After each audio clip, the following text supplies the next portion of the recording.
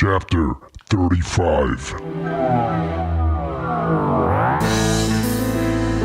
You are now listening to the Chapter of the Architect with DJ Architect. What's going on, ladies and gentlemen? Once again, I want to welcome you guys to another chapter of The Architect. This is chapter 35. Special guest once back into the studio today is Officer M. And our special co-host is, of course, Kenny. What's going on, big dog? What's up? Gentlemen, Officer M, appreciate your time once again. How are you been, man? How's everything? Excellent. Glad to be here. Ladies and gents, so last time Officer M was here, we were talking about police procedures, some of the situations that have been going on with officers possibly pulling out their weapons, their sidearms, and pulling that trigger way more often than not, and possibly not taking into consideration what the circumstances are and acting prematurely and unfortunately taking the lives of sometimes innocent individuals. Officer M, is there anything that you wanted to cap off or finish or possibly add on to that conversation? Just as that there's as many cops types as there are people types. And if people could keep in mind when dealing with police that while there is a systematic way that shapes the police, just like there's a culture and a system that shapes us as Americans, you just have to be aware that and try, I would hope, if I was dealing with a police officer, that he wouldn't make judgments about me before he has enough information. Just try to get more information before you act when dealing with the police. You never know what type of policeman you're dealing with. And once again, ladies and gentlemen, Officer M was here on the podcast, I'd say about maybe 2 months ago, maybe a month, perhaps 2 months. And he is a law enforcement officer. How many years total? Going on 20. And that's federal, that's state and local, correct? City, state, city, county, and federal. Right. So different experiences through different departments. Kenny, is there any questions that you would ask Officer M regarding this particular situation regarding police procedures? It's hard to really get the correct question out to you guys. Not because for the most part, I trust most police officers that I've ever encountered in my life. A lot of my friends, we were in the Corps, so some of our friends become police officers. Right. And I've never partied harder with some people ever in my life. And it's so I know that most of them are good people. They joined because they wanted to make a difference. They wanted to be part of not so much captivating a community, but at least being able to provide a service to a community and get paid for it, which is awesome. I think so. I think the thing that sucks is that in society these days, we no longer live by statistics, which is what we were talking about earlier. Mm-hmm. We live by headlines, and that can be dangerous, and it sucks because most cops are good people. They're good officers. They just want to do what's right. And I think when that happens, what happens to an officer? Like, let's say a routine, quote unquote, a routine traffic stop is no longer routine traffic stop anymore, right? Because what you're saying is the headline is probably going to it's going to sit and fester in the back of that officer's mind, and he's going to react to it possibly in a situation where he maybe wouldn't have because of that headline. Right, yeah. So it's dictating the action or the reaction of a Sure. law enforcement officer. But I mean, it's on both sides though. It's not just the officer. It's the citizen also. They're thinking this cop's probably on edge. They might have his hand already on his gun, and the officer is thinking, is there a gun in that car? And that's the sucky part. And that's the part that sucks, is that those headlines overcast everything, all the statistics of where there are good cops that do good things, and there's citizens and police police how do you, gatherings or not exactly altercations, but just police and citizen. Oh my God, what am I trying to say? Interactions. Interactions. There it So is. the context is going to set that all up. And I can't speak to all police officers because, like I just said before, they come in many different types. And then you have your traffic police who could care less about the headlines. They're out to write a certain amount of tickets, and that shows that they're doing a good job keeping the roads safe because they wrote X amount of tickets and their boss is off their case. And during their interactions with the public, they're all about getting that driver's license, the proof of registration, insurance, scratch that ticket, move on to the next one. And then there's the other street cop who works a neighborhood that's maybe not so safe. And his goal is look for bad guys, make the neighborhood safe. Great point. And that's it's a totally different context than your regular traffic cop. And then there's the other cops who maybe have some other goal in mind, which to me, in my experience, I only know those two basic types of patrolmen. You either have your traffic officer, the traffic cop, or you're going to have your neighborhood cop. And depending on the neighborhood is going to dictate that type of cop. So if, say you start out with your idealistic cop that you described in the beginning, gets out of the Marine Corps or the military service, has a strong desire to make a difference for good, he's good intentions. He'll go into this place seeking to make his mark. He's going to go get some bad guys and prove that they're not so bad. Maybe he's badder, so he goes out doing his thing.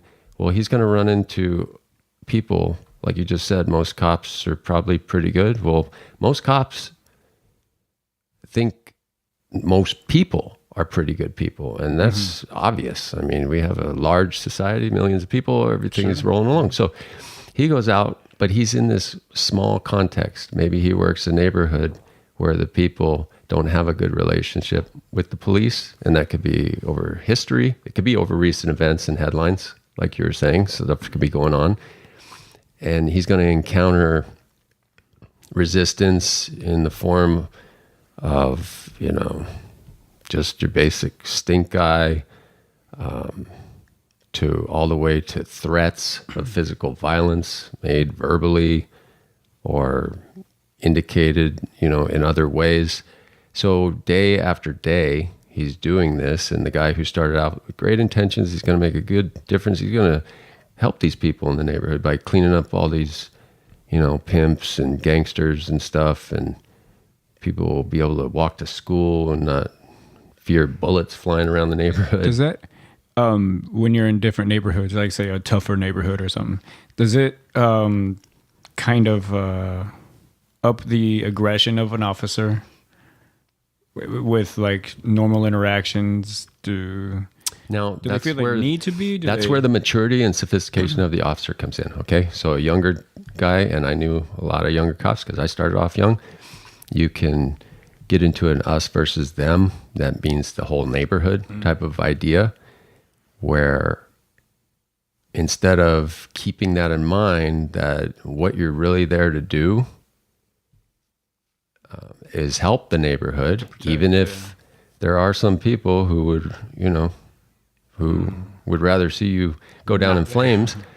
You still keep the higher goal in mind, but that takes maturity. So right now we hire cops in this country at 21 years old. There's 21-year-old guys, and you confront them or threaten them with violence. And maybe they're prior military. Maybe they're not used to just taking a threat lightly.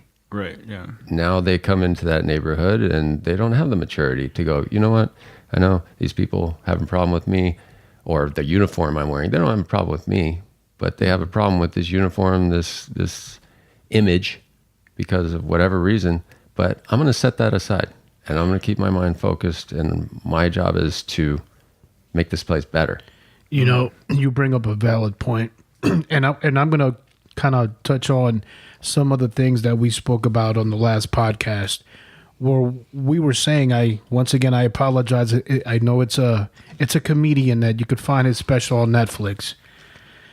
And it was a situation we were talking about where he was stating that if it was a police officer that was familiar with that type of culture, you wouldn't probably have as an explosive reaction from the police officer or the reaction period, because he would know the dynamic of communication, the culture that's going on within that neighborhood.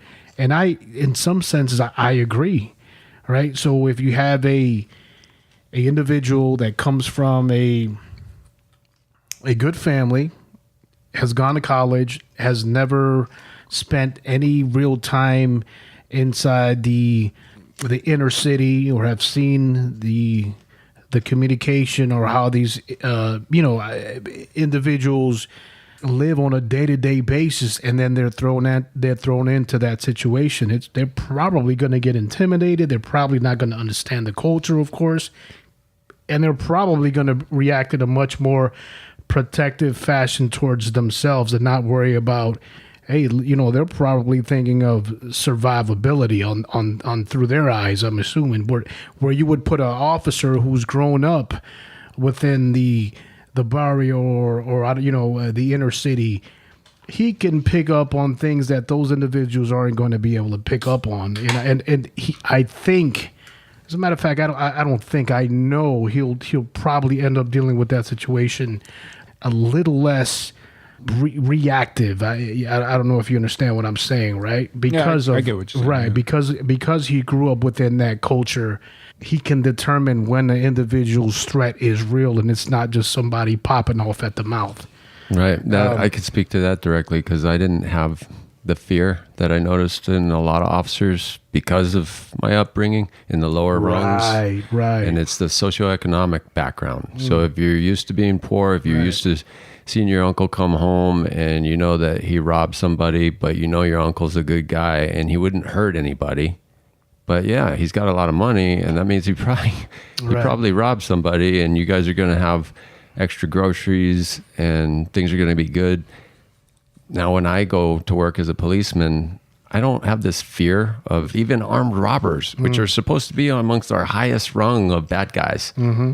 So I go into the neighborhood and I know that if I get a call that an armed robbery just occurred, I'm going to watch my safety. Absolutely. If he's armed, I'm going to do all of the stuff I've been trained to do. Mm-hmm. But at the same time, I know that's a human being who just robbed another human being. Right. And I don't have that fear that I'm, going to meet imminent death, so I have to pull my trigger extra fast. Right. That's what I'm saying. It's that gap of emotion that we call fear that makes some individuals fire when they shouldn't, when they should probably pause. You understand what I'm trying to tell you? I'll tell you one thing that really scares me, and I'm prior Marine. I have friends who went into law enforcement, and we got into this conversation, right? And one of my buddies says, we're not really, officers shooting individuals who are innocent is minute. Number size is minute. And I told him, stop. You can't think that way. And I began to explain to him, you can't utilize the word minute and innocent shooting, like the individual who got killed or shot being innocent. You can't utilize the word minute within that same sentence, because then I tell them, imagine it was your daughter, your son, you're at work, your wife, and for whatever reason, police officers arrive at your home and they believe that there was some kind of verbal or physical altercation, and God forbid it was the wrong address, or even if it was the right address. And there's an overzealous, nervous, scared police officer that sees your son, who's probably, I don't know, for example, 21 years old, football player, is attempting to get a scholarship. He's looking at him and he gets overzealous, and for whatever reason, he shoots your innocent son in his own home. how do you utilize the word minute within that sentence? And you're a police officer. How would you feel if you get the call and you said, hey, look, your son was just shot under whatever circumstances that the police officer deemed it to be within his triangle of lethal force, but it really didn't. It was something where maybe the kid went into his pocket to pull his ID out to tell or show the officer, hey, I live here. This is my mom is right in the kitchen. And then all of a sudden he goes in and he gets shot. And this is your son and you're a police officer. How? So what I'm saying is I was trying to give that message across to him is like, no, man, you guys have to work it amongst yourselves and look at each other and be like, hey, guys, we need to have empathy when we deal with these individuals because I understand survivability and protecting a police officer's life. That's number one. Absolutely. I don't disagree with that. But put yourself in that position to where have enough, I don't know if patience is the right word, or maybe perhaps I think you said it with empathy. Right? Empathy, correct. Mm-hmm. And before you pull out, and it's all right to pull out and your weapon and have them get on the ground and put them in handcuffs. But, don't pull that trigger unless, and this is a different thing. I'm about to say you deem it necessary, but what they deem necessary it could be, I did 2 tours in Iraq, right? Where the rules of engagement were very, very different. But everyone's particular view of what they deemed it to be necessary to pull a trigger is different from another. But it should be standard within the police department, but it's not. Yeah, and there's a lot of videos that would show. There's one that come to mind. The Flagstaff police officer. I think he was the son of a former chief of police. So he's a young police officer. He goes to a domestic dispute. This is on a video. I don't know if it's still up on YouTube or somewhere, but I know it was shown all over the country to law enforcement officers in their briefings before they went on duty. Typical domestic violence call. Officer shows up, door opens, there's the male half standing there with his hands in his pockets of his windbreaker. The officer asks him to come outside and talk to him, that there's been a call of domestic violence at the house. The guy agrees, just kind of seems not very excited. It doesn't seem like much is going on at the house, but his hands are in his pockets, which is a big deal to officers. Yeah, when you ask him to pull the hands out. Right, so the officer does. He's doing what he's trained. Hey, sir, can you take your hands out of your pockets? And the guy ignores him and starts talking about something else. The woman's inside the house. The officer, I know, has got a split mind thinking about if she's okay in there, but he's violating a cardinal rule, his safety of protocol, officer safety, right?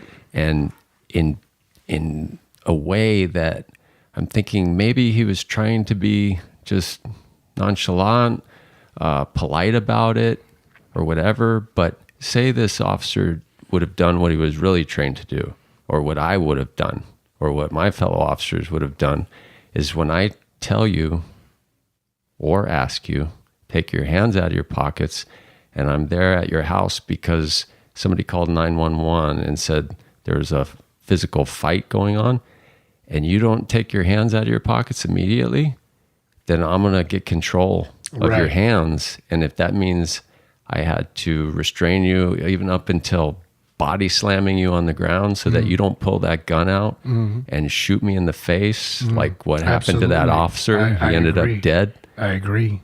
Because there wasn't a second time that he was able to ask. He again noticed the suspect's hands were in the pockets. As he asked him, the suspect pulled out the gun, and in the matter of a second, that officer was dead. So it's one of those things. It's just like people will see videos about cops shooting unarmed suspects in the news, and then there will be cops who see videos of suspects shooting officers. It's a fine line. I am. But if the officer total follows agreement. tactics, so what's Right. worse? An officer grabbing a guy, body slamming him on the ground because he didn't follow commands, but now he's got a bruise on his shoulder and he's got a little hurt feelings, You know, who but we make cares? sure that there's no gun in the Who pocket. cares? The officer's still Right. alive, and the individual is still alive, Yeah. and that's what all that matters. I agree, and like I said, I don't see anything wrong with an officer pulling out their service weapon and ordering an individual to the ground so they can go ahead and safely put them in handcuffs. That's protocol. I am all for that. It's unfortunate that, and I apologize for your fellow officer losing his life. It's unfortunate that because, and listen, ladies and gentlemen, police officers are human beings like everyone here on this earth. And there's some times that I can pretty much guarantee you that while in the line of their duties, they're thinking to themselves, let me not step over the line because cameras are recording me, or, there's too many negative police and, things going on in the newspaper. Let me not be that one. And because they take that one step less of aggression, they end up getting killed. So what I'm saying is this: please respect the amount of stress that these individuals go through. Yes, there are bad. Yes, there are good. Unfortunately, they're in a situation where they could take lives. But it's a hard profession. It's from this everything here. I think there's a duty to the citizen, and I think that we should probably implement this into public education. How to interact with a police officer to ensure their safety and to ensure your own safety. And it's like, I remember I got pulled over by CHP one time and he asked me to come out of the car. And that was the first time that's ever happened. I was like, I kind of got scared. I was like, he's going to fuck me up. That literally entered my head. And I was like, this guy's probably going to fuck me up. I have no idea why. Why he I wants mean, we you had to a step out of bunch the of stuff in the vehicle. car. We had a full car of people, and it was a rental. I'm driving from San Francisco back home, and we just had a bunch of shit in the car. And when he asked me to come out, I made sure my hands were to Right. my side. I made Right. sure that he's able to see. And I mean, I didn't exactly have a problem with that. And I think that's where it becomes that fine line of where a lot of citizens would say, I wouldn't have gotten out of the car. You don't tell me what the fuck to do, blah, blah. He's probably trying to talk to me because there's a lot of traffic. It's hard to hear. He didn't want me to hear, or he didn't want to ask me the questions in front of my family and stuff like that. Right. So when he got me out of the car, he was like, hey, do you have any drugs in the car? And I was like, I paused and I was like, are you even allowed to ask that question? But I was like, I'll answer it, but no, there's no drugs in the car. And I mean, and that's the thing is that we've built the society to be combative towards officers first, rather than just saying, hey, I don't have shit. That brings up a good topic about the balance between security of society and personal freedom. Right. The country was built on personal freedom and fear or suspicion of government agents. And now we go around telling people, oh no, respect the police, do what the police tell you. Well, what if they're mentally ill? What if Right. they have some motive? Right. isn't- Sure. The country was built to protect against authority, not to cow to Right. authority. Sure. Well, see, and that's weird hearing you as an officer say that. And it's not that, of course, I'm not against personal freedom. You should have that, but I'm totally for not, bowing down to authority, but also it's an understanding between citizens and government. Is that how long has it been? 240 years since we've started this country. That I think something around there, but. I don't think we need to live with that mentality anymore. Like the government's out to get us. They're out to get us. Everybody's out to get us. Yeah. And it's like it's a police officer. Yeah, he works for local government or state government, county, or even federal. But in this country, we can go way deep into this, and it's going to get a little spooky, but there's documented cases of local governments joining up with private prisons, Right. and trying to fill the prisons, Yes. so that they can make money. And Right. we know that that's occurring. I don't think that's conspiracy anymore. I think that's No, well it's well known known. and established, and Right. it's So then we well get into these documented, laws that are babysitting laws, like whether or not you can ingest a certain substance or alter your consciousness with drugs. And you can tell this is where I might veer radically with not so many police officers, because the light is coming on. I feel personally only the stupidest and I don't know, maybe power tripping cops are still big time drug warriors. And however you feel about other adults getting high or abusing drugs, I don't care. well, They're we adults. we can sit here and drink alcohol all day.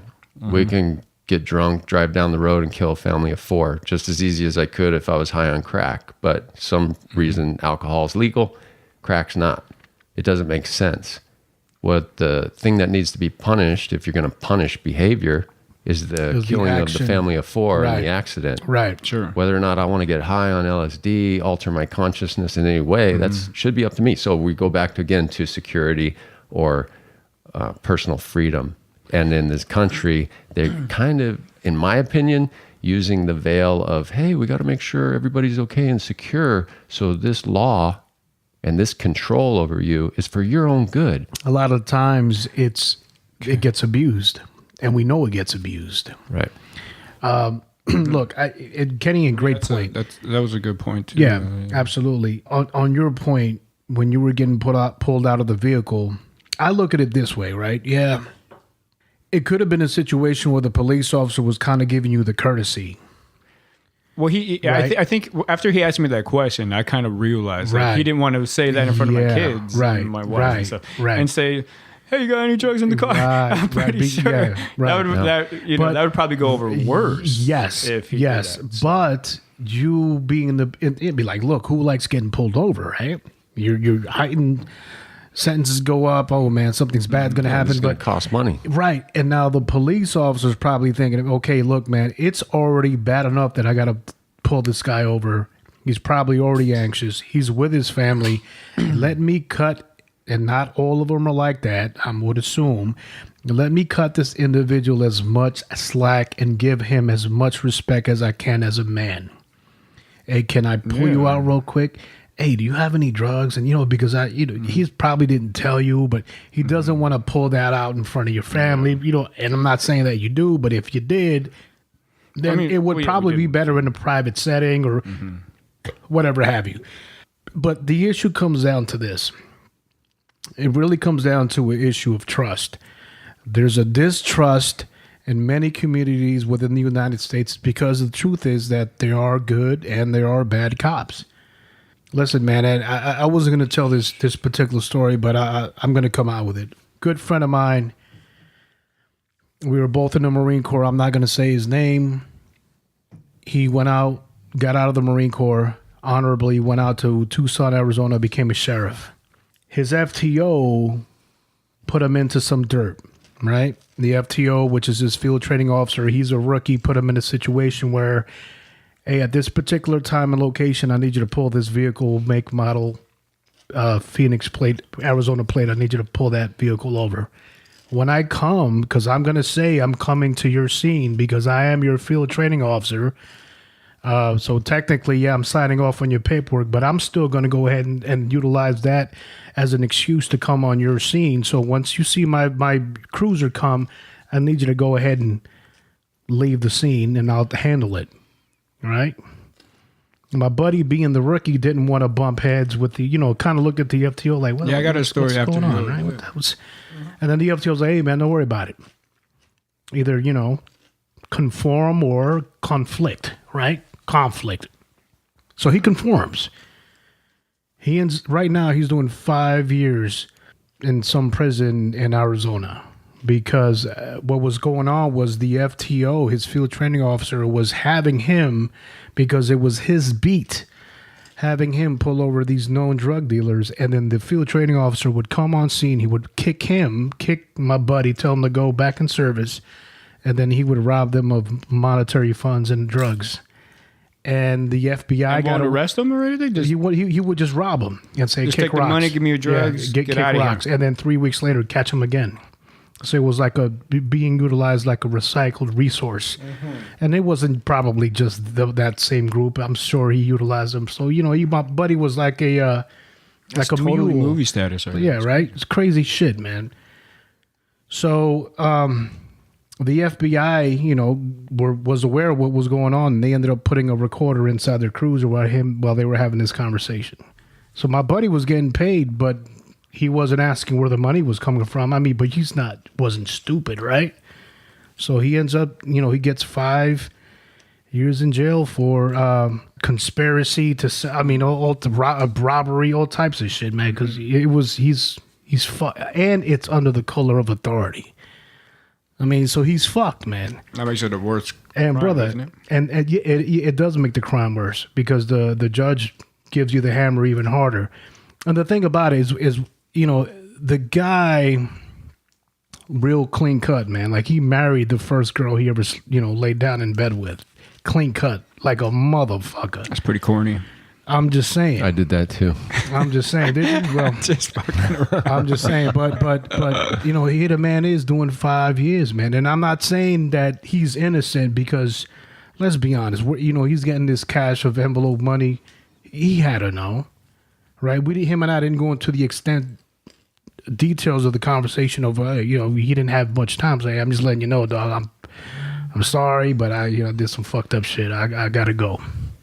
Yeah, it makes me think, should we actually allow 17, 8-year-olds, 18-year-olds to become members of our military? Should we allow 21-year-olds with a high school diploma to become police officers out there armed with a gun and making these type of decisions? That's too young. From what I understood, the main reason why you have to be 21 to be a police officer is so that way you can enter a bar because there's a lot of Yeah, altercations. the in bars. ATF rules, the alcohol, tobacco, and firearms. So you just got to think, that's a lot of responsibility. I think back, Especially as a 21-year-old. I would go into these people's houses. I was a police officer at 22 years old, and I was definitely uncomfortable with it. And I didn't think that the people actually had confidence in my decision making either. They knew you were young. Oh, you can look at a 22-year-old and you can Looks like a tell teenager still. when he's dressed up in his monkey suit how unsure of himself he is.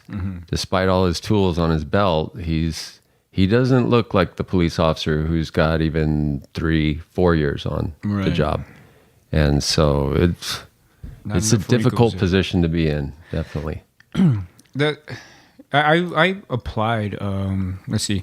I was still in the reserves in the Marines, so after active duty I went reserves, and I was in the process for LAPD, and again with Riverside County Sheriff. So I was applying between the two of them, and I remember I was so close to getting on with LAPD, and I was almost just waiting for a date to go to the academy.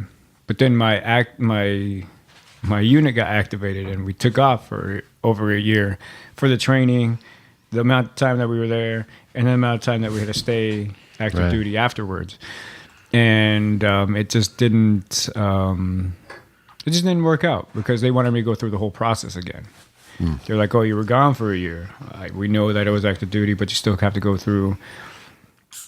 Like a whole new background check and everything. You know how long that stuff takes. Right. And I was like, you know what? I mean, go ahead and do it. I'm going to continue going to school and see what happens and stuff. Yeah. But then I just didn't push it. I didn't push for it. They just stopped contacting me. I stopped contacting them. Did you have kids at the time? Were you married or? I had a kid. Yeah. Yeah. But not married, but I was still with the mother. Not officially on the books married. So you're just focused on doing what it takes to, provide for your family. And right. I was working full time and going to school full time. So our GI Bill was a little different. So I had the post 9/11 GI Bill. So they paid for my school and paid me to go to school. And I was working full time. So the money was actually okay. It was keeping us well above water and stuff. So that mindset is a little more mature. You know, I was the same. I got out of the Marine Corps. We already had 2 kids. I was 21 and we already had 2.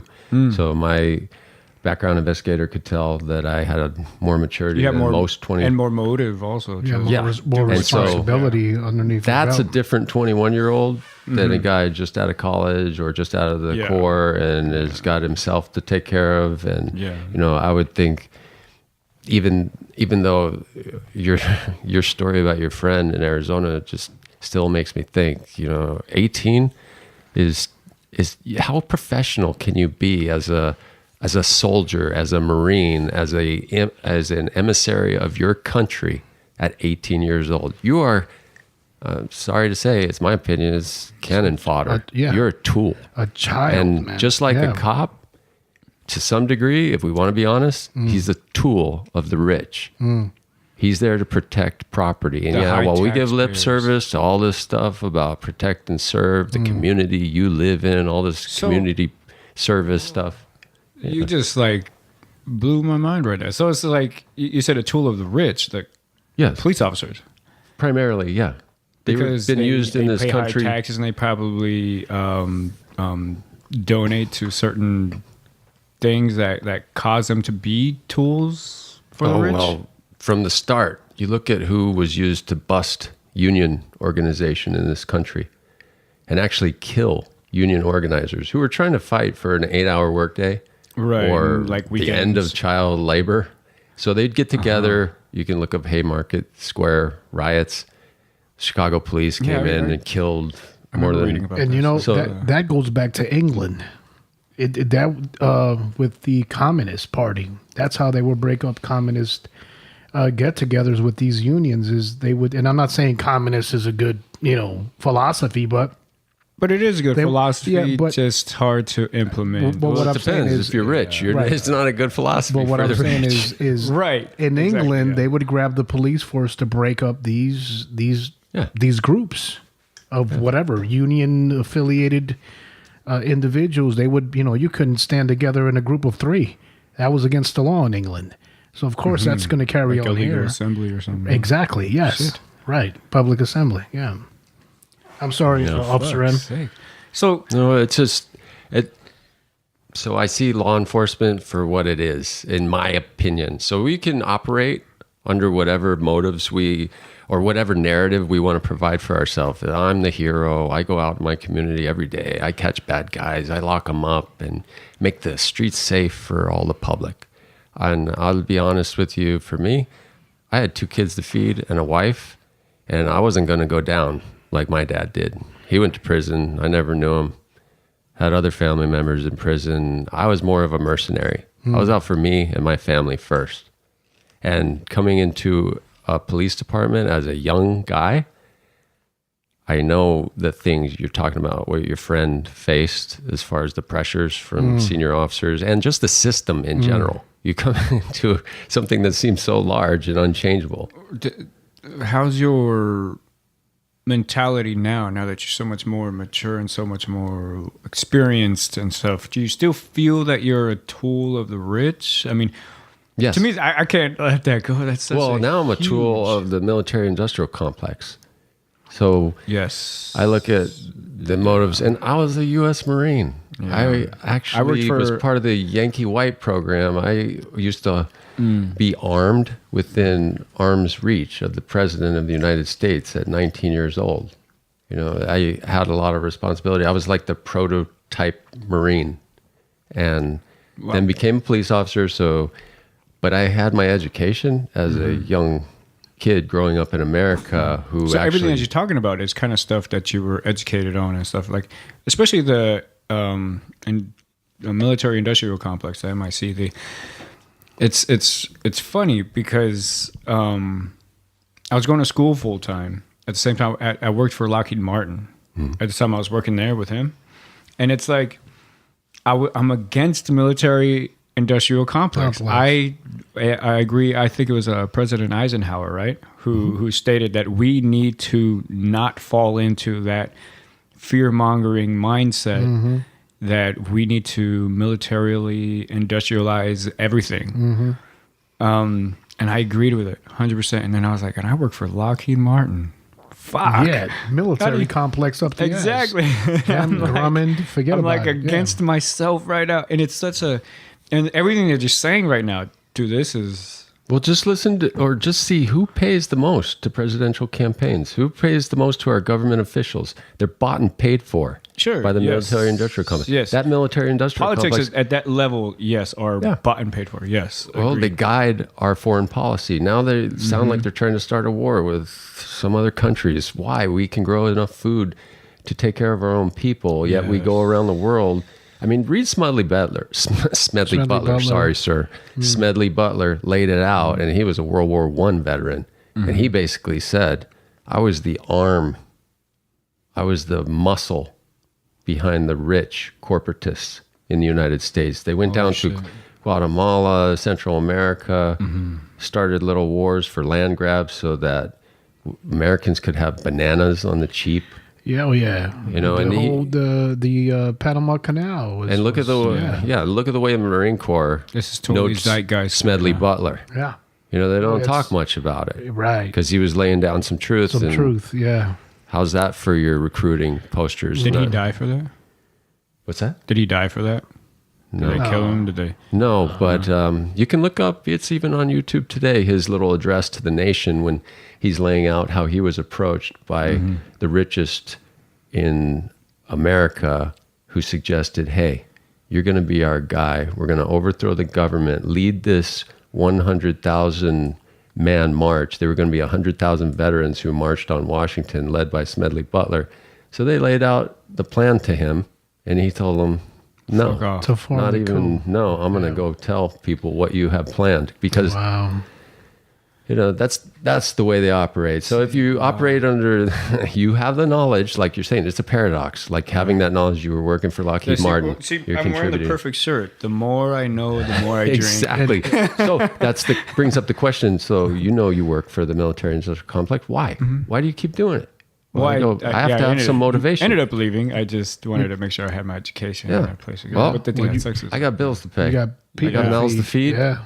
That's And and you know it's this- better to be a hammer than a nail. hey, Unfortunately, that's true. And you know what?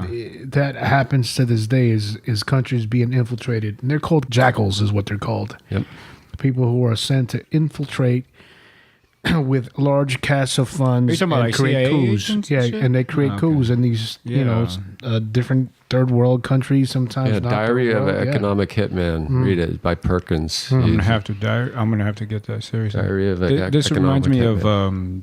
that documentary Zeitgeist from Peter Joseph. Yes, He had a yes, CIA yes. agent speak for him in all the was it Guatemala? No, No, no. You're talking about it's a the CIA agent that went. No, there it's a to reporter. Nicaragua. it's a reporter that was documenting on what. No, on, he was the CIA. was he the CIA agent? Yes. Okay, then I'm thinking about the. I think it's called the messenger, who was a reporter, but by all Possibly. means, yeah. Yeah. So the reporter was reporting on it. You're talking about the CIA agent who was involved within the whole operation of having countries from Central America provide cocaine. Are we talking he about was- that? he was- And provide he's kind of part cocaine of into the all of United that, yeah. States. Yeah. Yeah. Hey, but guys, we can talk about this, and let's. Well, talk this is about going to go into another thing because I wanted to ask. Sure, Is by that all right? means. So By all means. there was somebody from the Nixon administration. I forgot his name. I could look it up, but he said recently part of the Nixon campaign was to create the war on drugs. Because how you brought up the prisons and stuff like that, they wanted to keep them filled because they're privatized prisons, and the more money that they're able to get funded, the more politicians get to get paid and stuff like that. He stated that I wish I knew his name because it would Henry it would help. Kissinger. No, not that high. So You're gonna walk out and you're gonna remember. yeah, I You're like, know, what the I hell? know. Fuck. But the question about the war on drugs. So this guy, part of the Nixon administration, admitted, I think 2016, he admitted and had a whole interview saying that the whole point of heroin was to implant it into the hippie movement and say so that way they could say they're no longer relevant Right. because they're all addicted to A this viable drug. communication And then or they viable planted- group. Right. Right, and then they illegalized marijuana and implanted it into black communities.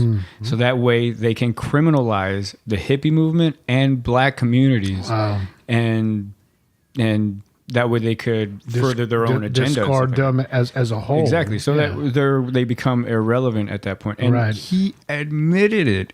Wow. Because he's probably old and dying, and so he's like, I might as well just tell everybody this. I'm not gonna. Why should I take these secrets to the grave with me? Yeah. Yeah.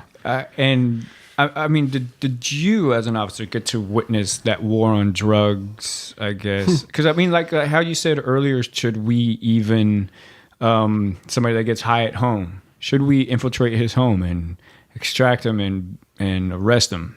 He's getting high in his own home. So as a jobs program, I kind of think the Clinton administration, mid-90s, came out with something called the COPS initiative, where they hire 200,000 new police officers across the United States. So I was hired in that big phase. Okay. And as a new officer, I was educated on what's called the stat game. And for us in the Inland Empire of Southern California, methamphetamine was huge. And you could literally go a couple blocks from the station after going 10-8 or going in service and find what's called an 11-550. And that's somebody walking around or riding a bike in public under the influence of a controlled substance. So how would we find out if they're under the influence of a controlled substance? Stop him. You got to make contact. Got to make contact. So if he's riding his bike and he's going the opposite direction of traffic or whatever little knick-knack thing you can do, You can stop or him on, right. say he's a pedestrian. He walked against the red hand at the signal light. Right. That's a violation of the vehicle code. It's a Now you have probable probable cause, cause right. to stop. Uh-huh. Go up. Look at his eyes. Pupils are blown. They're wide. They're dilated, non-reactive right. to light. His tongue is pasty and white. He talks in a rapid manner. He's got his elevated pulse rate when you check him. He admits to using methamphetamine, not in the last few hours, but in the past 3 days. We know that he's going to test dirty when we pull his blood. So he's under arrest. If he's had prior arrests for 11550, a health and safety code violation in California, then maybe he's been to prison. Let's see if he's on parole. If he's on parole, call his parole agent. Tell the parole agent, hey, he just got arrested for 11550 and he's going to test dirty. Can you send a hold over to West Valley Jail? Oh, sure. Now he's on a parole hold. I just turned that misdemeanor 11550 arrest into a felony stat, Yeah, which is a parole violation. Not to mention he's probably a fourth waiver, so now your freedom to check him.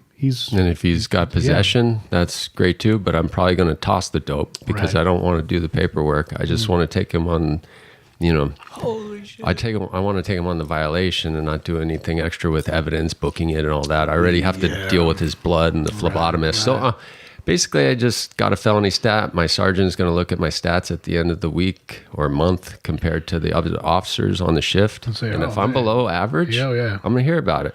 Yeah. If I'm way above average, then I'm going to be encouraged to go apply to special details, which is funny because if I was doing such a good job of Why wouldn't they keep you doing the keeping same the thing? stats up, Yes. but it was an incentive.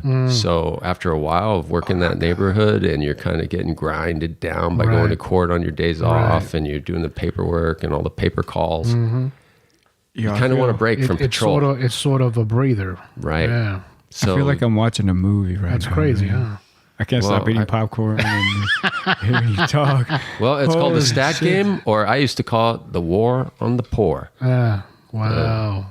But That's wild. Hey guys, let's move on. I mean, great topic.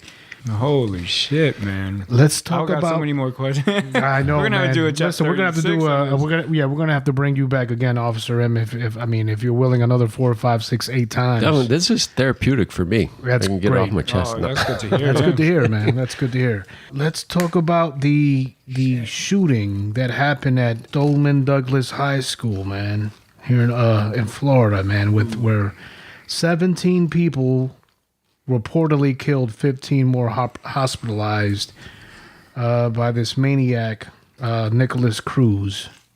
Obviously, they're saying that it was premeditated. because the 5150, the crazy kid, was or used to go to that high school, and he knew the protocols of what the faculty would do when they would have an active shooter situation. They would hunker down inside the classrooms, they would lock the doors, and they would get into the corner of the classrooms. So when the assailant was looking or walking through the hallways, it looked like it was an empty classroom. But apparently what dipshit did was he pulled the fire alarms.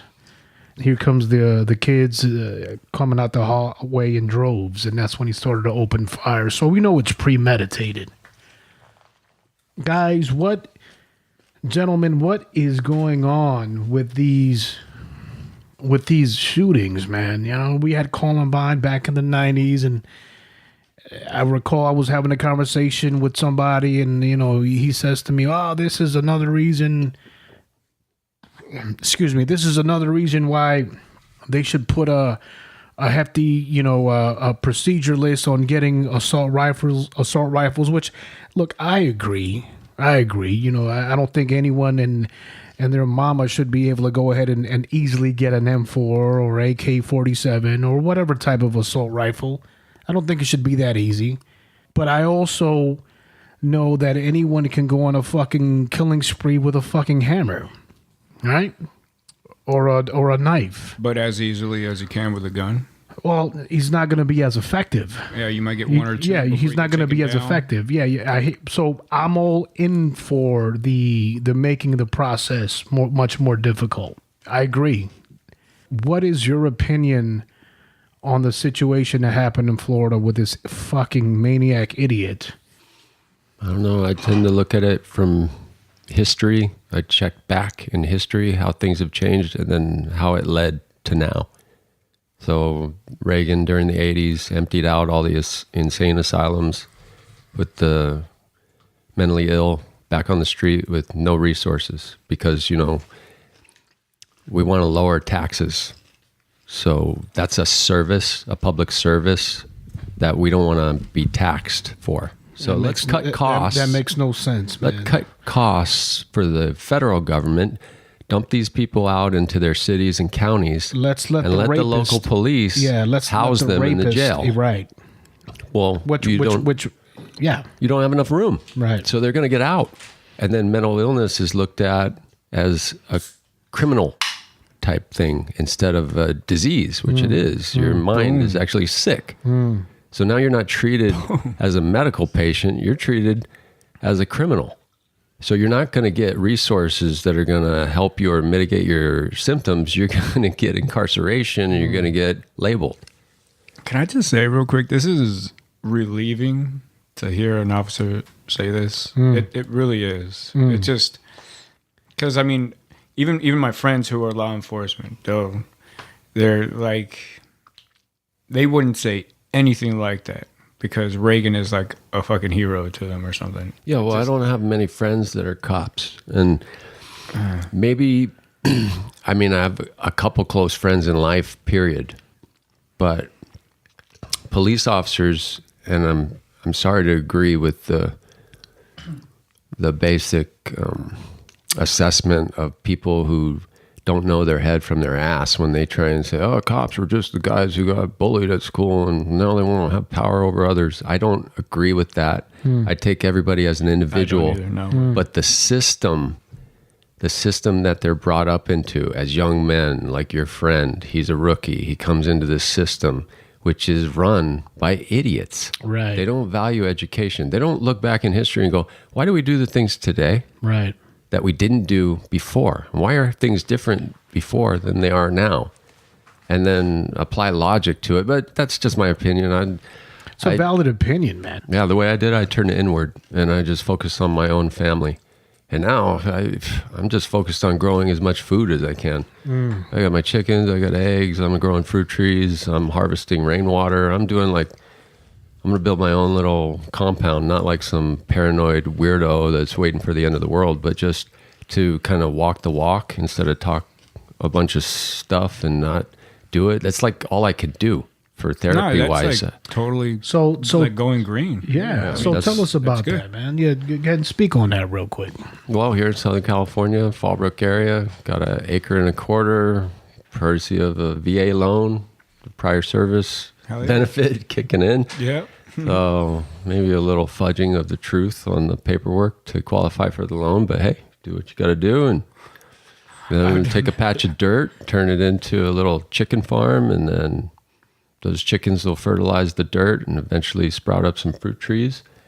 Make sure they're drought tolerant trees. They don't need a lot of water. They pump out a lot of food. And this stuff is doable. It's doable in the size of a residential lot. And right now, that's my passion. And that's the answer to my earlier question is, why do you keep working for the military industrial complex? Why do you do something when you know in the overall scheme of things it's detrimental? Well, to my family, I got to do what I got to do. I got to build get my little piece of pie without, as much as possible, without stepping on But I wouldn't others. consider working in law enforcement part of the military industrial complex. Well, Is that what you're saying? right now I work for the federal government on a military base Oh, you're back as a at that. police officer. Oh, okay. Yeah. Okay. So I moved from city to county and now back Now federal. Oh, with the okay. federal where I that's started super- from. So a big circle. Yeah. But yeah, that's the way it is. You just keep doing what you think you got to do to help your own family and have some real motivation, some real motivating cause. Like that's what I've tried to teach my children who are adults now. And one of them's about to get married. And just trying to get them out of this loop where you come out of college, straddled with debt, your job doesn't pay you enough wage to get out of the hole. Yeah. And so you're fucked for starters. And then, so I want them and I keep them, I offer it and they take me up on it, stay on the property, work with me. I mean, we have an acre and a quarter. It doesn't take much food to feed 4 people. So you get abundant fruit trees, eggs, and not everybody's got an acre and a quarter. I understand. You can do this on a residential lot. There's vertical grow space. All the time that people put That's in, exactly what I was going to say. Put it on tables and you can just... all the level time people stack it put up, in to looking at what's going on in the news and all the crappy political situation and all the blatant theft right in front of your face. I mean, the central bank and the creation of money out of thin air that's handed off to Dude, that's Goldman totally- Sacks and JP Morgan Chase. Man, To you just would love that documentary called Zeitgeist by Peter Joseph. He got a lot of shit. He got so many death threats. All he did was just... You could find that on Netflix, It's on can't you? Netflix. Yeah. It's totally on Netflix. I'll check it out. It was on... I think he made it 2006. And it just... I mean, the thing that sucks is that no one will ever know about it until you actually interview people that are actually willing to give up the information. And I mean, And then the spread of it doesn't catch like wildfire, man. I don't know why. well, we're doing our day to day. doesn't. We're That's trying right. to get Yeah, by. that's true. Yeah, Everybody's locked down, and More- then yeah. they fill their head with the negative news, the shooting in Right, Florida, more- like you were talking more about, all this people, mental yeah. illness. It seems hopeless. right. Like, what are you going to do? More people are more interested at looking at Kim Kardashian's ass Yeah. than actually Hey, taking a there's look at. nothing wrong with looking at... I know, but there's more important things out there, man. Let Kanye West enjoy that. I can't enjoy that. You can't enjoy that, right? So I the just enjoy the father of permaculture, if you want to look up a name, look up Bill Mollison. He said all the problems of the world can be solved in a garden. And I thought about that. And, yeah. Well, what if everybody had a garden? What if you had enough food, material wealth? That's real wealth, is food. Because I'll take it away from you for a couple of days, and you'll know what's actually yeah. worth something. So you not know- paper dollars, food. That's exactly what they say. It's a resource-based economy, not a monetary-based There you go. economy. So If you have a let's talk resource-based about economy, Bitcoin. You can't no. eat money, man. You can't eat money, right? So the Right, person, so the person in control of product, valuable consumptual product, whether digested, drunk, whatever, that is the real king, man. there's a group right now, and I think it's in the U.S. And what they've done, it was a segment, I think on the Young Turks or something like that. Sometimes I watch certain segments of them, but they reported that in places in America that are lacking water, there's a group of gangsters that are collecting rainwater and stuff like that, and they are selling it, and they're making money off of it. Smart. Smart. Fly but it's down just- here in Southern California. It's a free commodity, right? Anybody can ascertain it. Isn't it Anybody illegal can to get it. collect rainwater or something like that? I don't know, but I heard that it was. was it to collect rainwater? To collect rainwater, I thought Nah, it was man. illegal. Nah. Not playing. Are you serious? Yes. I know You can people get that collect rainwater. Right? Yeah, I hear there's no rule no, against man. it. I heard something up in Oregon that they tried to hem some guy up because he was harvesting like a whole lake's worth. Of water. Yeah, that wasn't running downhill. Yeah, some communities though they'll say that hey, all that water falling on your roof is ours, and it goes into the watershed, and we use it so back into the system, right? Yeah. Yeah, back into the irrigation. Yeah. Yeah, and here in that's California, they let thousands of gallons run off into the street and then the shit. ocean, and now we're in a drought. Ain't that something? But God's, I'll tell. God's Okay, here's a fun fact for you. Okay, of my little dinky house, we had it rain once here during the winter in Southern California. Twice. It rained last night. It did. Yeah, promise. Yeah. Okay. Well, I would know because when it rains, the rain goes into these. I have 4,000 gallons worth of catchment in the form of 2,500 gallon barrels and then another whatever, couple barrels. And when there's rains, it fills up those tanks. So off that one rain event, I got 3,600 gallons of water off of my roof. Wow.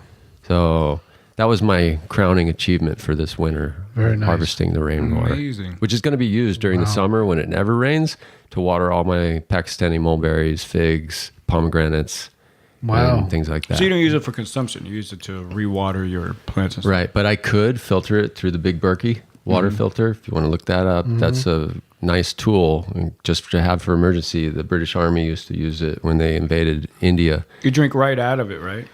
You pour the water through the top of the filter and it feeds through gravity. So I could take that rainwater that just came off my roof and put it through this little It's like metal canister, 3-gallon Yeah. canister. It'll come out of the bottom as purified water. It's like four or five layers of filters, right? It's You don't got- have to It has to go through. pasteurize and Yeah. stuff, right? Nice. Very nice. Hey guys, let's go back real quick to Florida. Great information on the farming, by the way. We'll bring you back again. We'll get more into detail. we gotta bring him into back that like as well. 15 Yeah. more We're going to get Yeah, all man, of yeah. us farming. You're gonna be a special That's the new cause. army. That's the new warriors. We're going to... Oh my God, watch that, guys. It's so the thing that's crazy is that you have never even heard of it before. Maybe you heard of it, but never seen it.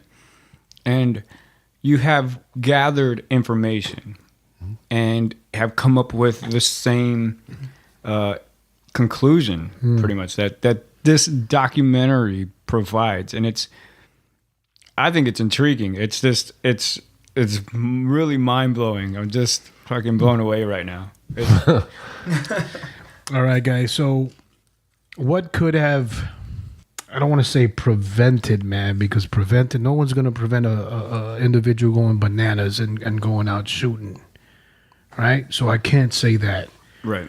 So, but do you guys believe that one person says, hey, you know what? They should have school teachers trained every quarter to fire a weapon and have a weapon inside of their classroom. Do you guys agree with that? Do you guys think it's better to have law enforcement, 5 to 8 law enforcement officers within the school, a particular location within the school, just in case this happens? And then if so, then, where's the resources going to come from? How can we combat this? I mean, because it's becoming, I don't want to say an epidemic, regular. man. It's But regular. now you see it, and it's like shit. When's the next one? Then when's the next Sandy Hook gonna happen, man? And the thing why I think, and especially for the parents of the individuals, and once again, condolences to the families and to the people that were involved in that sad situation, but they want answers. And I'm not saying that we're in a position to be a political voice to it, but let's try to figure something out. What can, I think this is honoring their names. This is honoring their names by talking about it. Like, what can be done to prevent this? You know, and like I said, I know preventing is a bad word, man. But what can be done to, you know, to lessen the numbers of individuals who are being lost? Putting parameters in place. What do you think, Officer M? Well, I remember the first one that comes to mind when I look back in memory when I was a kid, 1983 or 1984, the McDonald's massacre down in San Ysidro. San Ysidro, San Diego, It was right down the street from my house, and it was shocking to everybody. 21 people died that day. And he went to a McDonald's, shot up the McDonald's for a long time. The cops came around, surrounded the McDonald's while he was in there killing people. Shot up the cop, you said? No, they surrounded the McDonald's, set up a perimeter, and he was just inside shooting up the McDonald's for, I think, more than an hour till finally a sharpshooter took him out. But it's been going on and probably happened before that. It's just less publicized. But 1984? And then they used to call it going postal, because I don't know if you remember, people at post offices, postal employees, they would lose it. And they say, yeah, you're going to go postal. Well, this has been going on since the early, mid-'80s. And now every little tweet or every little form of information is readily available. And yeah, we have a larger population now. We've increased by tens of millions of people since the 80s. But I keep thinking, it's a free country, right? Like you said, you can't prevent it. If you want freedoms, then that allows for somebody doing really terrible stuff. And if you want complete security, that means that we're on lockdown you have to give some up degree. Rights, yeah. So we have to find this balance of, and you would say, well, can't you just be common sense? What about Europe? They don't have all these assault rifles running around, and they don't have as many school shootings and shootings in general because the tool isn't readily available. But this country isn't Europe, and it's not Australia, and it's unique in its own. And the mentality, this aggressive, like mentally ill mentality that's evident, I think, in our foreign policy, in our politics, in our day-to-day conversations through mails, the way they interact, and there's this whole like aggressive, and I wouldn't want to say like machoism, because I think men are actually becoming a little more pussified, but it's just, I don't know. I'm at a loss. I just look back and it seems like it's been happening, and I try to figure in my mind, well, would I want my firearms taken away? Would I want my ability to protect my family taken away? That's why as a cop, if I found people in the street who weren't gang members, who actually had a weapon, and I worked in a city where there was lots of Mexican nationals. I mean, these people technically aren't even supposed to be in the country, and some of them used to have guns, and I could tell the guy's got 2 or 3 jobs, and he's tired of being shot at by the local gang members or having his kids shot at. So he's packing a little 38 rusty revolver underneath the seat of his truck. Well, got to take that into account. That guy's going to go to work without being hassled. It's like that type of shit would never, of my fellow officers, ain't ever going to do that. And that's the type of thing where I'm saying approach all officers, not even then. It's like you never know who you're going to be dealing with on both sides. So you're right. But this whole thing, freedom, security, where's the balance? And what do you want to give up? I would love it if we had a society where, you know what, we're going to settle it with fists. There ain't going to be any shooting. If you got a problem with me or, you know, my kid, you guys can go in the front yard and duke it out. But we're far beyond that. Can you imagine how many? Okay, here's a proposal. Let's empty out the prisons of all the people who are in there for petty drug offenses, selling, including selling dope. Let's make dope legal and guns illegal. So then we could replace all the dope addicts and dopers that are in prison now with all the people who get caught with a firearm. That to me, I don't know. There's good and bad about that. But what do you think? We could just flip that. Wow. So then we would change the society to look at dope addiction as more of like a medical or mental health issue where, hey, idiot, that's not healthy to get, to use that substance until you're laying in the gutter. Why don't you figure out a way to just shoot heroin on the weekend after work or something, or, something like that. Whereas if I catch you with a firearm, sure. If I catch you with a gun, then yeah, you're going to do 5 straight in a federal pen or, and then we just changed the whole dynamic, the whole attitude towards culture, towards guns as why would you have a gun? Oh my God, you're a bad guy. Whereas now you have a rock of crack. How do we look at crackheads? They're like subhuman, evil weirdos. Whereas we look at people who are packing heat. Hey man, that's pretty cool. You got balls. What kind of gun I want to go buy? But that's just a way out there. I was just thinking off the top of my head. I don't know. What do you think, Kenny? Dude, it just came Give me up. your thoughts. what the fuck? I feel like I've just been impregnated mentally by this guy right now. You better have an abortion. You're gonna get really depressed. I can't have your baby. I'm Hey sorry. Kenny, how can we avoid the situation going on with these mass killings in these high schools, man? What are your thoughts? So, fuck, man. I haven't been able to get it off my mind. I've been using it as fuel for the gym and shit. It's what's funny, go for it. and I don't mean to cut you off, No, man. go for it. This morning, I had a dental appointment, so I attempted to get up as early as I could because I know you guys were coming for the podcast, and then I park on the side of Walmart to go get an adult beverage of not your choice but mine, and some bottles of water, gallons of water, and then as I'm walking by, there's a memorial for the individual that got stabbed. Yeah, for the individual that got stabbed in Temecula. Ladies and gentlemen, I don't know, Temecula's low crime. low crime as fuck. I mean, there's beautiful homes everywhere, man. Yeah. That to us was Lots of like, good people what? here. Yep. What? Here? For road rage. What? For road rage of some, and the guy was supposedly mental illness related situation. The guy that did the stabbing? Yeah, the guy that did the If you stabbing. look at him, I mean, Possibly, I I don't think know. him just looking in the mirror alone is pretty damaging. Goodness. So, Well, there's a mural, and as I'm walking, as I didn't see it when I was walking in, because it was behind this brick wall. But as I'm walking back to my SUV, I see the mural, and it made me think, knowing what the podcast was going to be about today, and being in the location where I choose to live, and have my wife here, and many of my friends within this location where we deem it to be safe. Man, you're not safe anywhere. So I can sit here and imagine an individual young student in class in the middle of English class learning, I don't know, just being taught a class at 11:30, and then all of a sudden shots ringing out. well, the Kenny- fire alarm went off. Kenny, yeah, well, I'm just saying, I'm just saying in situations, right? Right, yeah.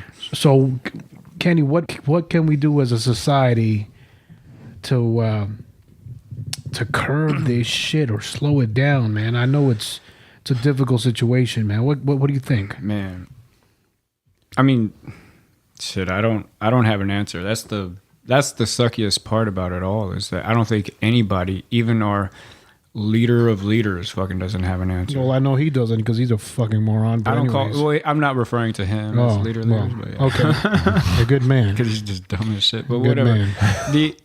It's a little scary because I think since the 70s, what we've done is allow the NRA to win at its agenda to instill fear-mongering for the boost of sales of firearms. Weapons, huh? It's just all comes down to the money, and they were able to boost sales by billions of dollars. But now we have a gun. I mean, there's like 5 guns per citizen in the U.S. or something like that, Yeah. or even more. And that number is, if you think about it, I think it's like 30% of citizens own most of those guns. So it's kind of concentrated into a certain camp of of people, which is a little scary. Now, I mean, I was in the Corps. I fought for the protection of the Constitution and stuff, but I think that we can probably amend the amendments because that's what amendment means. But right. we changed slavery. It shouldn't have taken a war to make that amendment. I think the same thing here. We're trying to adhere to a 240-year-old document and keeping it exactly as it is, when it's a living document and it can be changed. Right? And then Now, and it was written at a time with muskets. Not only that, right? but it also states that a well-regulated militia, which can an individual be a well-regulated militia? Now this individual here is able to just get his hands on guns because, excuse me, but the guy who probably sold him the guns was like, fuck yeah, I just made a sale. And then I don't know how he feels now. I mean, selling guns to this guy who was probably past all the background checks and everything, but it's the people that are able to buy guns, people that have guns now, probably an entire arsenal of multiple safes in their own house, were probably sane when they bought these guns.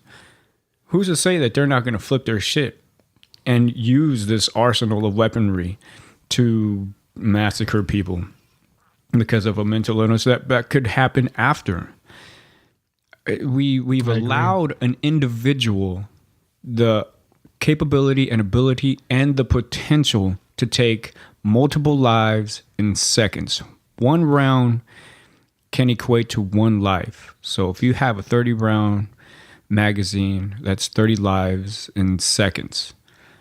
And then you just swap magazine, you have another 30 lives potentially taken with that magazine. And Officer M, I believe that's the triangle that a officer is deemed to shoot is intent, capability, opportunity.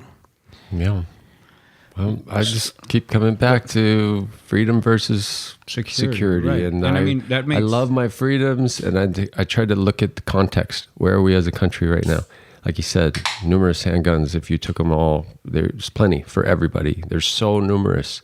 Are you really going to get rid of all of them, do you think? Exactly. All the ones under the mattress, all the ones under the couch cushions, all the ones in the cars? No. So now, are you, as a person, willing to give up yours, knowing that there's going to be others that aren't going to give up theirs? See, that's exactly the problem, is we've created this, not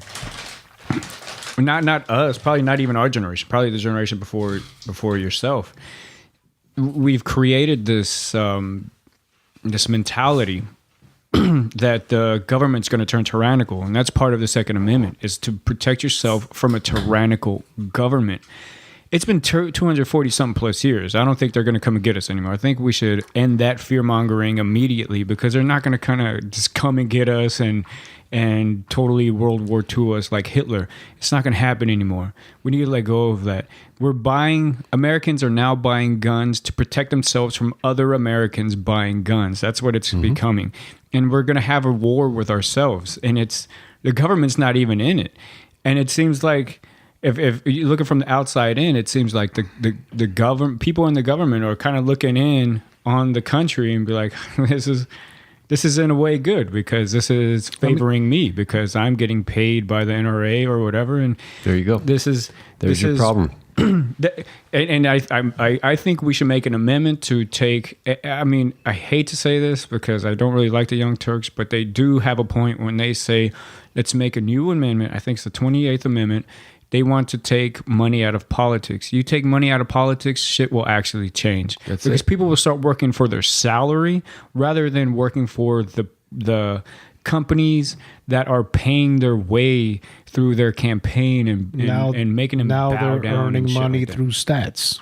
like Right. law enforcement technically would, right? Right. Well, they do the bidding of their constituents, which is us. We're just supposed to vote them in, but right now they're just bought and paid for. Yes. And that's- The thing that sucks for the voter, that's where it sucks the most, because the voter now is only able to see the few people that are able to afford the commercials on TV, on magazines that they normally read, or even on Facebook and shit like that. And they only see like 3 faces. There's probably like 5 other people running.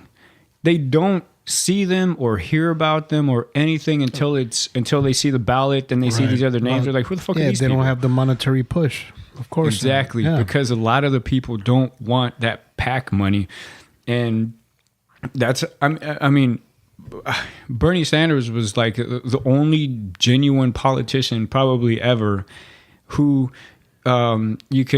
it was evident that he was not taking any money from any company or PAC money from anything, any large group that was giving thousands to him. It was mainly because people were giving at an average of $27 or something like that. That's the most genuine politician that we would have ever had. Even if you didn't agree with everything of his, which I even myself, I didn't agree with absolutely everything, but You never will. exactly. And there's some compromise that you have to make there. And But that's good. That's the good word. That is a perfect word to probably represent or describe him, as he was willing to compromise, I would assume, right? yeah, he definitely would have. He did have extreme views on certain things and wanted to make extreme changes.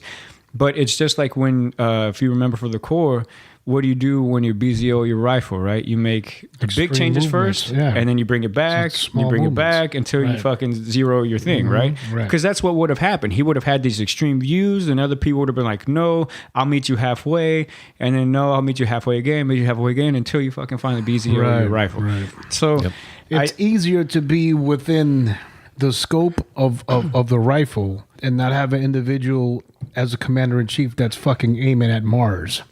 You know what I'm saying? That's the problem Right. that we got fucking right now, is that there's no way to BZO or bring this son of a bitch Yeah, into a it's literal, so far out. literal, yeah, exactly. Halfway isn't moral isn't true large north. enough, right? This Yeah. guy is So to go back to what could have happened with Nicholas Cruz, whatever his name is. Officer M brought up a good point. The McDonald's massacre. We're going to say, let's put a security guard at every public school, which is paid for by taxes and stuff. And I mean, we probably could do that. And I'm not opposed to that. Arming every teacher, I'm kind of opposed to that, because they're not going to be So am as I. trained So am I. as a police officer or something So like am that. I. I They was could just be- bringing they up could- scenarios that people were saying, listen, man, they got one job. Let them teach. They Yes, shouldn't be they have a big dual- enough job. They shouldn't be dual disciplined and Yeah, you got 25 to Two different- 35. Technically, other that's a people's different kids. profession, man. Exactly. Because you have to be proficient at that fucking handgun, and then now you have to sit there and, Exactly. hey, man, spelling bee Exactly. time. You can't do Yeah. it, man. Just concentrate on one thing and excel. You So, don't right. don't put another thing on their plate. Yeah, they don't they need got that 25 shit. or 35 Right, kids in their yeah, classroom. Let yeah. them handle that shit. And they'll probably use the fucking gun on the kid fucking acting up, right? So Or I'm just shit, saying. or shit, Right. even or even fuck. Just imagine a teacher losing it on him or herself in front of the kids or something like that. Those kids are all fucked after that. They're So- human too. Absolutely. So Great point. it's arming every teacher, I don't think is the answer. Maybe putting a police officer or some type of peace officer onto the campus. campus. Sure, I think that would have been able to help minimize the amount of casualties taken in Florida and every other school shooting before Or that. harden the target, But- the school with itself. That, Exactly. right, If Cruz would have had some rounds being fired back at him, he would have it'd be a realized, different like, I story. can't just stand out here right, and just keep shooting. bucking and killing people. So right. I have to take cover. Less Right. people would have gotten shot. He would have been more. Therefore, trying to protect his life, his Exactly. survivability, instead of killing other people. Right. Exactly. And he probably would have been, instead of targeting everybody else, he would have been targeting the officer, Right. which is kind of an officer's Yeah, job, supposed I to would do, presume, right, They're yeah. there to That's what a protect real and serve. officer would want. Right. Exactly. Absolutely. Yeah. Yeah. Taking. Yes, you're Officer taking the Remy, fire. yes, Exactly. Yes. So, but and how to prevent something like this. All these people that are proposing gun laws and stuff like that, I'm for it. I'm totally for it. But some people are going a little extreme, a little like how you said to Mars and said you can't bring it halfway back. Right. People are saying to ban all guns and shit like that. But even if you do the biggest amnesty buyback program, and making it illegal to own a firearm or something like that, you're making regular citizens criminals at that point, which is unfair, not fair. You can't do that It's to people who unconstitutional, already is what it is. that too, and I mean, I'm for amending the Second Amendment, and it should maybe lessen the type of weapons that we can own as citizens. Because I'm sorry, I just don't think. For me personally, I don't think there's a reason to have a loaded weapon in civilized society at all. I really don't see why anybody should. But it's there, and there are citizens that are walking around armed with a weapon and nothing happens, and it's totally all good. And you can't take that away from a citizen. And that's where it becomes so tricky. It's like how would we have ever prevented? How would we have been able to keep the guns out of Cruz's hands to begin with? Now, if you look at, especially with Florida's laws, I looked it up. They are for a handgun. For some reason, it's a 3-day background check. For an AR-15, for some reason, you get it the same day. That makes no sense. Yeah, I did. Wow. I had the same look too, and I was like, "Nah, I got to look into that shit." Wow. And it was even Fox News, of all things, reported that. Do you think we should change some shit? And they even posted that themselves. Wow, Fox fucking News. And I was Wow. like, I was like, all right, well, I mean, I still will, with between those main media outlets, they still present information that's factual. Right. It's just sometimes they post this information with biases. and shit Thank like you. that. So that's Bias the is the trouble. perfect It's like word, they yes. can't just post the information. It's and got to say, be factual hey, yeah. information regarding. It's still factual information, statistics, but yeah. they just always Right. That's what I Jump look at. on the is side of the idiot. information they put Yeah. out. Their opinions and biases. I really don't care. Yeah. I think they have owners too. And they're bought Absolutely. and paid for. That manipulate Yeah. the media. Right. They're only going to give you, you know, everybody can portion. have access to the basic facts, but as a society, we would have to change our culture to get rid of guns.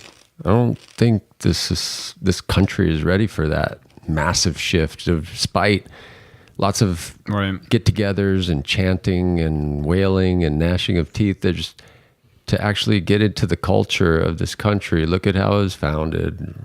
Basically, robbery, theft, murder, slavery. You had to have a gun to go settle the West and fight the savages and stake your claim and Cowboys get and all Indians, you that's what got I to was gonna say. have. You know, and so that's deeply embedded in the American mindset. It's just some people are not students of history and they don't realize Right. how deeply things get ingrained. Right. And there are many people in this country who would actually have a shooting war with the cops if they came to take their guns. Yes. If it became a law tomorrow, hey, give up your guns. It's illegal. They're going to die first. What's gonna say that that. group called? There's a There's group, lots of them. There's a lot of militia groups. Sovereign citizens. Thank you. Yeah. Sovereign citizens. Yes. Yeah. Sovereign citizens. Those are dangerous individuals, man, because they solely believe the only law enforcement entity that they consider is a sheriff. The sheriff. That is it.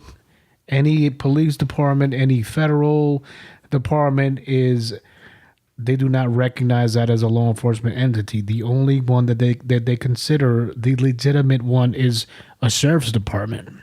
Yeah, whenever I hear about groups that their ideas sound kind of strange at first, I try to approach it from like, what would I be thinking if I was in their shoes? How do they think like that? What drives them to that mindset? So a lot of their thinking, I believe, is based in paranoia stuff, historical thinking, just being ready for the big bad government to come knocking on your door. And it's sad to say, but when you look at how corrupt our government is. Like it is literally bought and paid for. Right. There's Right. brilliant comedian said, it's a club and you ain't in it. I've got, like I said, me being prior Marine Corps, I've got a lot of buddies in law enforcement. And there's these two groups of law enforcement buddies that I got. One will tell me, I don't carry off duty. And the reason why I do not carry off duty because it puts me in a situation where once I'm painted into that corner, and if I have to pull out, I have to use it. I've got to use it. So I would rather not paint myself in a situation or in a corner where I'm dealing with an idiot or a maniac that is in the middle of a road rage emotional breakdown. And they say to me, I just say to myself, relax, guy's an idiot. You go about your way, ignore him, go home, be safe. So they tell me they don't allow themselves to be painted in that situation to have to pull out a weapon. There's other officers that tell me, why wouldn't you carry off duty? You're providing security for you and your family. You're protecting them. They're idiots. They're crazy people out here. I listen to both sides of the story. I say to myself, it really comes down to you being able to have a weapon and protect your family at home with that weapon in your home is one thing. You carrying that weapon out into the public, now you're putting yourself in a position where other scenarios are going to pop up, and you'll probably be better off leaving the gun at home. You know what I mean? Because once you pull it out, like my buddy said, you painted yourself in the corner, and you gotta do something, man. Because the moment you pull it out, here comes the cops, and they're gonna ask you, why did you deem it necessary to pull out a weapon? Oh, because this motherfucker was having road rage, and he came and he started beating on my window. Okay, so did you feel that window could not protect you from physical harm? Did he have a knife, a gun? No, he was just beating on my window. So you felt it necessary to pull out a handgun, and why'd you do it? I just to scare him away. Nah, man, that's not good enough, man. So we gotta utilize a bit of common sense, ladies and gents. And I'm just being honest, right? I think how a lot of people combat this argument is with the only thing that's going to stop a bad guy with a gun is a good guy with a gun.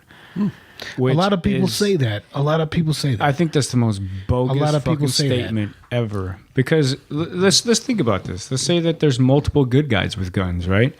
You get 3 good guys with guns that are trying to find this bad guy with a gun, because the thing that the bad guy with a gun is going to have is the element of surprise. They're going to have the location set. They probably premeditated. They probably have high ground. They probably have certain strategic points.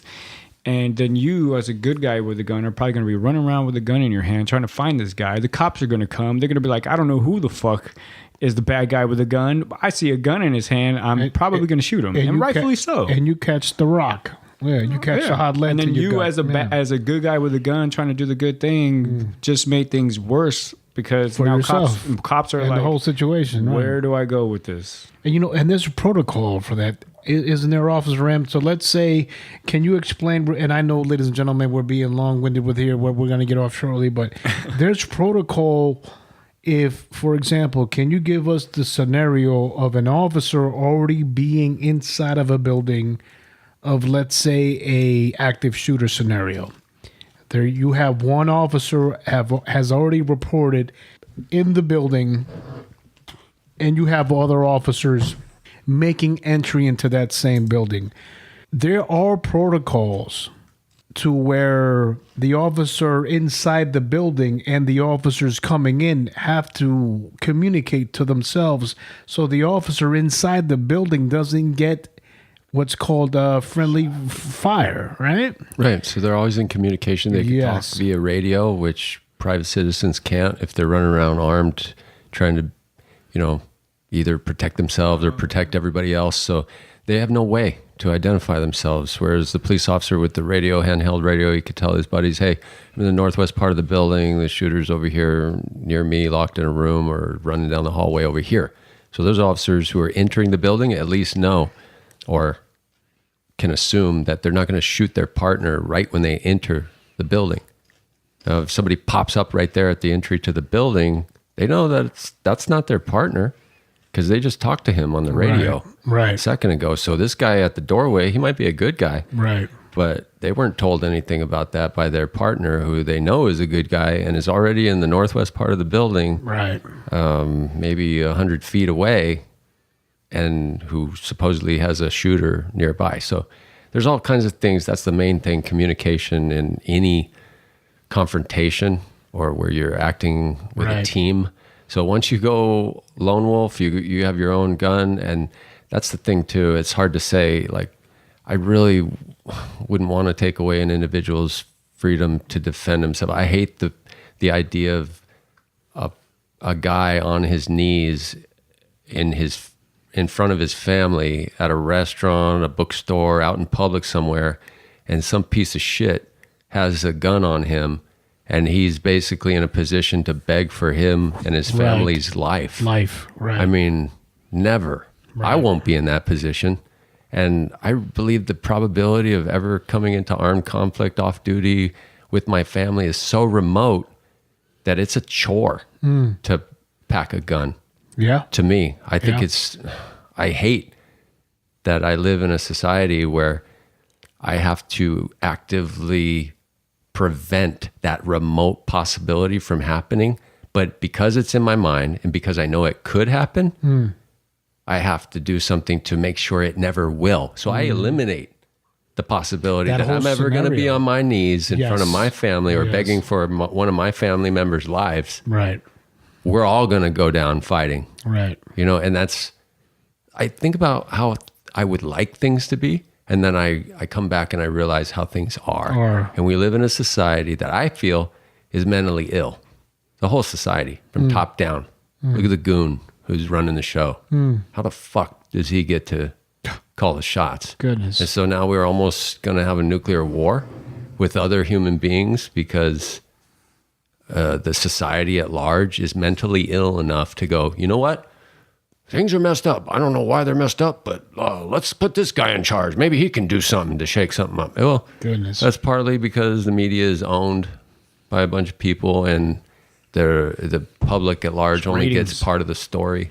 So they act in frustration, and now we have a freaking illiterate moron as the leader of the country. To say the least, right? To say the very least. I mean, who knows? Sexual deviant fucking... Listen, I could go on and on, but it's embarrassing. I agree. But at the same time, I'm never going to beg for my life on my knees in front of my family. So I mean, and I mean, I agree with that. I really do. But like you said, it's a remote chance. The chance is so small that more than likely it won't ever happen. 99% chance it probably won't. It won't happen, right? But I can guarantee you it won't happen to me and mine. So, Right. And I know that it has happened to very few people. So Orange County deputy, either late 90s or early 2000s, you could look it up. He's in remember a that story, nail salon with his wife. She's getting her Right. nails done. I think I remember a couple that story gang when members I was- come in. I was in high start- school at that time. Yeah, they start Yeah. robbing the place. They find in his wallet his police ID. Yeah. He's not armed. So they fuck with him even more. because And he they was a do, police and they end up officer. shooting him in the head and killing him in front of his wife. So Right. You see, I knew a LEPD officer that said, you could be an officer, then you could carry your gun off duty. You can. I choose not to because I'd rather just be a reporter. I'll report on the crime. There's just no reason. He doesn't carry his ID or anything. He just has his license and stuff like that. So nobody would ever really know if he was an officer or not. I mean, he that's the choice. Yeah, you either have Right, your that- gun and your right. ID or don't carry your ID. Right. And I mean, the whole gun issue is so, I don't know. I mean, I love hearing you speak about this because you're so unbiased. You are not Yeah, I don't have a dog this in the side fight. or that side. You seem to be very thorough in everything. Like you've gone through both sides and you know how to speak about this, and it's in lack of better terms, it's relieving to hear. It's refreshing. Yeah, to hear a peace officer talk like this, because it's usually one way or the complete entire opposite side of the spectrum, which is like, as you say, it's like, yeah, we do have to do something, but you can't take away the freedoms of people, which is exactly how I feel. I didn't know how to vocalize it, but then hearing you talk about it actually helped me put it into words how I feel about it. It's like, because this whole shooting, and I was living in Vietnam at the time when the Pulse shooting happened, and I was just not the same person anymore. I couldn't stop thinking about it. And it's like we all joined the Corps to help protect this nation, right? And then you are helpless in a situation like this. It's like, not only do I want to help or at the time protect my nation, but I want to be able to be home and be able to help further not only the protection of the nation, but the progression of it as well. And it just sucks when something like this jumps right in front of you. Like if you're driving down the street and it just jumps right in front of you and you couldn't do anything, like if you accidentally hit a dog or something. And it's especially when you're in the capacity of being a Marine. We're all alpha dogs. Right, exactly. We've been trained. It's something within us to jump in front of that bullet, man. And then you're incapable. You just can't do it, or you feel helpless. Yeah, but I would like to enable others to do it, and that's the whole argument that goes back and forth. There's one camp who just wants the world to be a certain way. They really do, and that's like all of us. We want it to be flowers and sunshine, but we know it's not. Right. And we really know it's not if you've been around for a while. So what do? Do you stick your head in the sand and take your ball and go home, go cry to mama? You don't. You basically have to suck it up and go, yeah, things are pretty messed up, but not all messed up. Right. I mean, look at the vast majority of students in the United States. They're never going to encounter violence. I mean, it's less than 1% of students who will ever be shot at schools. I mean, less than 1/10 of 1%. It's so minute. So we get caught up a little bit in these horrific events, and they're horrible because it's you can imagine being a parent. I had 2 kids who are adults now, and back when this stuff was really after Columbine and all this stuff was going on, and I was glad the protocols changed. This idiotic shit about set up a perimeter and wait while the kids get murdered. And so it sickens me to watch that whole Columbine video stuff. Because people are standing by while human lives are being taken. Yeah. And I know a parent's instinct is they know a school shooting's going on. You get an Amber Alert or whatever. They're going to come down the street. They're going to barrel in there. They're going to sit there while their kid is in the classroom getting shot at. Absolutely. So I would like them to be able to do something. And it's not them who's going to go shoot up or carjack people or that sort of thing. So law-abiding citizens having guns, you basically don't have a problem with it. Yeah, that makes guns more widely dispersed, but so are ball peen hammers. So are vehicles. I can drive down the street right now and crash it into a crowd of people. You won't be as efficient, but it still happen. Yeah. But I definitely, I could tell you right now, I could take a semi-truck and do a lot of damage. Yeah. So, or, there's all sorts of ways to do it. But you know what? If you eliminate guns... Huh?